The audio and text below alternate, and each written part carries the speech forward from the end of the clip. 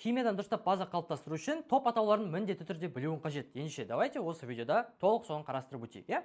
Бірінші А топша элементтері бізде литий, натрий, калий, рубидий, цезий, франций деген элементтер екен. Бұл топтың атауы бізде сілтілік металдар.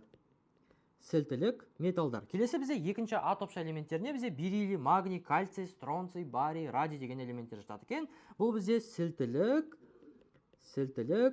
жер металдар. Сілтілік жер металдар деп аталады екен. Келесі бізде 3, 4, 5-тікі аталмайды. 6-нікі бізде оттек, күкірт, селен, телур, полоний деген элементтер бар. Ол бізде халькогендер деп аталады екен. Халькогендер. Келесі бізде 7-ші А топшасы фтор, хлор, бром, йод, астат. Бұлар бізде галогендер. Ал ештеңемен әрекеттеспейтін, өздері жүретін 8-ші А топша элементтері гелий, неон, аргон, криптон, ксенон, радондар бізде инертті газдар тобы деп аталады.